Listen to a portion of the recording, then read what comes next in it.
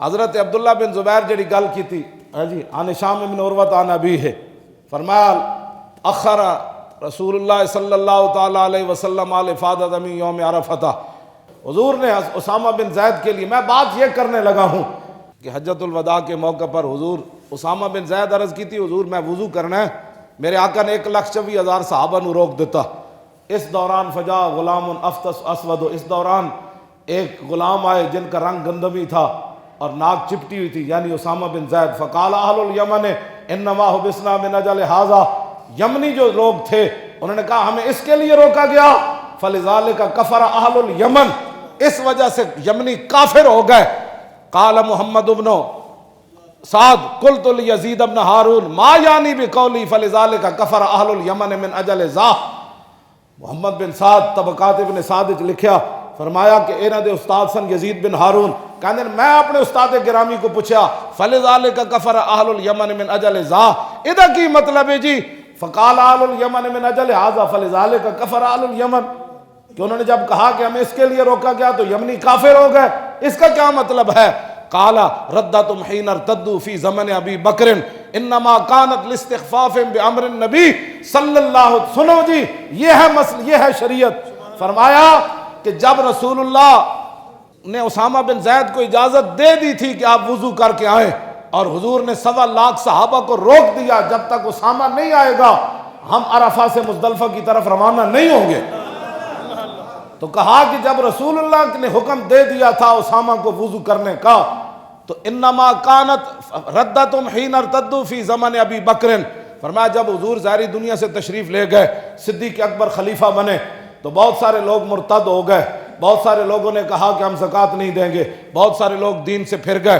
2.5 نبی پیدا ہو گئے، 2 مردوں نے اعلان کر دیا، ایک عورت نے اعلان کر دیا، اور کیسر و کسریٰ کی فوجیں آ گئیں، اسامہ بن زید کو روانہ کرنے کا مسئلہ آ گیا، اسامہ بن زید کی قیادت کا مسئلہ آ گیا۔ کہا کہ جب یہ مسئلہ پیدا ہوا تو یمنی جن لوگوں نے کہا تھا کہ انما حبسنا من اجل ھذا، کہ اس کے لیے جس کا رنگ گندمی ہے اور جس کی ناک چپٹی ہوئی ہے اور غلام اور لونڈی کے بیٹے ہیں تو ان کے لیے میں روکا گیا، تو کہا کہ صدیق اکبر کے زمانے میں جب وہ لوگ مرتد ہوئے نا یمنی، تو اس واسطے مرتد ہوئے کہ انہوں نے حضور کی پسند کو ناپسند کیا۔ حضور کی پسند کو جو بندہ ناپسند کرے وہ کافر ہو جائے، اور حضور کی ختم نبوت پر جو حملہ کرے وہ، یہ بتائے نا، یہ حدیث پڑھ کے سنائے نا لوگوں کو، کم از کم یہ حدیث تے پڑھی ہوندی۔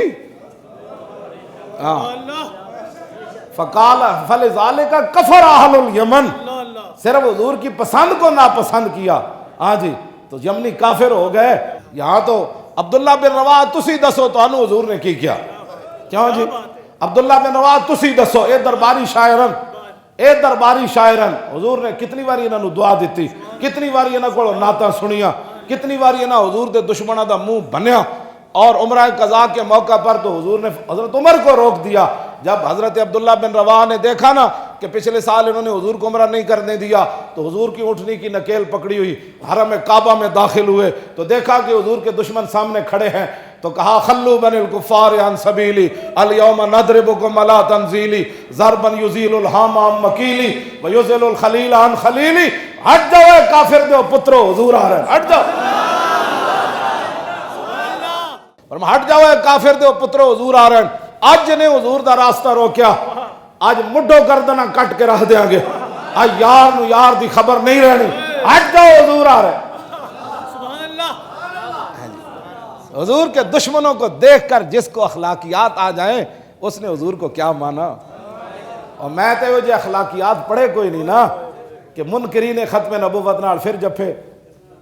تے حضور دی ختم نبوت تے حملہ کرنے والے پھر پرچی، میں یہ جو اسلام پڑھیا کوئی نہیں، میں یہ جو عشق پڑھیا کوئی نہیں، میں واللہ کوئی نہیں پڑھیا، میں تو اے پڑھیا کہ جڑے سامنے کھڑے سن اللہ دا گھر سامنے رحمت للعالمین محبوب اونٹنی ہوتے ہون تے صحابی رسول کہنے ہٹ جاؤ اے حضور آ رہے، کیوں جی اللہ دا گھر سامنے ہوئے تو فرمایا ہٹ جاؤ، آج اسی مڈو کر دیں یزل الخلیل عن خلیلی، آج مڈو کر دینا وٹ دیاں گے، یار نو یار دی خبر نہیں رہنی۔ حضرت عمر فرمان لگے یا ابن رواحہ اور بین یدی رسول اللہ وفی حرم اللہ، اور فرمایا کیا کرتے ہو، تمہیں سمجھ نہیں ہے سامنے اللہ کا گھر ہے، اوپر رحمت للعالمین ہے، گردنیں کاٹنے کی بات کرتے ہو؟ تو میرے آقا نے فرمایا خلے عنہ عمر، فرمایا عمر عبداللہ بن رواحہ کا راستہ چھوڑ دے، فلا ہوا اشد علیہم من وقع النبل، فرمایا عبداللہ بن رواحہ کے شیر وہ کام کر رہے ہیں جو تلوار اور تیر اور نیزے بھی کام نہیں کرتے، پڑھنے دے۔ تو میرے آقا نے اس بات کو پسند فرمایا، فرمایا عمر پیچھے ہٹو، میرے غلام کو یہ بات کرنے دو، اس کی باتیں تو ان کو ایسے گرا رہی ہیں جیسے تلوار بھی نہیں گرا رہی۔ لو جی اتنے بڑے درباری شاعر عبداللہ بن رواحہ، کیوں جی؟ لیکننی اسأل الرحمن مغفرتا وضربتا سات فرعن تقذف الزبدہ، اے لمبے شعر ہیں، میں ترنم نہ آئندہ جمعے تو سناؤں، ہر شعر ہوتے جدوں آپ پھر چلے تو پھر شعر کی وجہ پڑے، کیوں جی؟ حتیٰ یقالا اذا مروا علی جدسی ارشد اللہ من غاز وقد رشدہ، جدوں پھر حضور کو اے رہ گئے نا، حضور پیچھے حضور دے جمعہ پڑھن واسطے رہ گئے، جلا ہوا تو محفل میلاد کرنے سے حضور کی ختم نبوت کے بعد معافی مل جاتی ہے۔ عبداللہ بن رواحہ کو پوچھو، انہوں نے حضور نے جنگ موتہ دی طرف روانہ فرمایا، 3000 دا لشکر تے اگے لکھ فوج کھڑی، صحابہ 3000 تے لکھ فوج کھڑی ہے۔ عبداللہ بن رواحہ جمعے دی صبح حضور نے فرمایا چلے جاؤ جنگ موتہ دی طرف، جدوں میرے آقا نے جمعہ پڑھایا تو ویکھے عبداللہ بن رواحہ صفاں وچ موجود، آپ نے فرمایا تسی نہیں گئے؟ عرض کی تھی حضور انجے لفظاً، کیوں جی مشکات شریف دے، عرض کی تھی حضور تیز رفتار سواری میرے کو موجود ہے، تو میں کہا جمعے دا دن ہے، آپ دی امامت ہے، مسجد نبوی شریف ہے، تو میں جمعہ پڑھ کے چلا جاؤں گا۔ دیکھ عبداللہ بن رواحہ ہن تسی دسو تانوں حضور نے کی فرمایا، ایس امت نو دسو جڑی اپنی مرضی نال دین تے چل دی، ہاں جی تساں حضور دے پیچھے جمعہ پڑھیا، مسجد نبوی شریف ہے، امام الانبیاء دی امامت ہے، کیوں جی تے مدینہ پاک دی دھرتی ہے، تے جدوں تساں رسول اللہ دا حکم اے نہیں کہ منیا نہیں، مؤخر کیتا اپنی مرضی نہ، اے نہیں کہ منیا نہیں، بعد پھر جاندے جاندے روندے جاندے رسن، فرمایا یا اللہ اور مینوں واپس نہ لے آویں، وڈے ہاں جی وڈا برچھے والا بندہ آوے تے تام او بڑے بڑے ہتھیار لے کے آوے تے میرا جگر تے کلیجہ کٹ دے وے، تے پھر تقذف الزبدہ، پھر جھاگدار میرا خون نکلے، حتیٰ یقال اذا مروا علی جدسی ارشد اللہ من غاز وقد رشدہ، تے قیامت تک حضور دی امت میری قبر کو گزرے تے کہے واہ واہ عبداللہ بن رواحہ تیری کیا بات، اے شے پھر جاندے جاندے حضور نے کی فرمایا، لو جی سارے کان کھول کے سنو، جڑے اپنی مرضی نہ دین تے چل دیو، وہ تھوڑا تھوڑا انج بھی تو ہونا چاہیے، پتہ کی کہنے کڑیاں نچان نے شادیاں تے تو کہتے ہیں مولانا صاحب تھوڑی جی خوشی بھی ہونی چاہیے، جلیا خوشی ہر دور چوئی، سمجھ آئی، خوشی دے بھی اسلام نے پیمانے تے حدود متعین کیتیاں،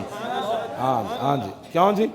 ہاں خوشی دی اسلام نے تے غمی دی ساریاں میرے حق ہر چیز، اے میں پورا خطبہ تانوں سناواں گا پھر تسی پڑھنا، اے دا حضور نے کیڑے کیڑے حق کیڑے دا ہر بندے دا حق دسیا حجت الوداع دے موقع تے، اے دا بیان ہی نہیں نہ کرنا، بہتر ہے کہ ان شیروں کو سکھا دے رم آہو باقی نہ رہے۔ لو جی اے گل جڑی نا ہن سارے کن کھول کے سن لو، اپنی مرضی نال کچھ نہیں،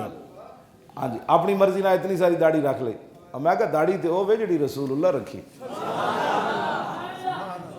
ہاں جی نماز تے ہوے جڑی رسول اللہ پڑھی، ہاں جی نیکی تو ہوے جڑی حضور نے دسی، ہاں جی اپنی مرضیاں نہ اتنے کوئی نہیں چلتا، اپنی مرضی نہ تو حضور دے پیچھے جمعہ بھی بندہ پڑھے تو حضور کی فرما دیں۔ لو جی عبداللہ بن رواحہ کو پوچھئے پھر کی کیا تھا، تسی جناب حضور دے درباری شاعر ہو، کیوں جی تے تسی دسو تساں جدوں کیا کہ جمعے دا دن سی تے میں اپنی مرضی نہ حضور دا حکم مؤخر کیتا، صبح تو لے کے جمعے تک جانا ہے، ایسی تیاری ہر کچھ سی، ہاں جی حضرت زید بن ارقم سن، انہوں نے پیار پالے ہویا سی انہوں تے انہوں نے جدو اٹھتے لے کے چلے تے آپ نے جدو شعر پڑھے نا لیکننی اسأل الرحمن مغفرتا تے زید بن ارقم رو پے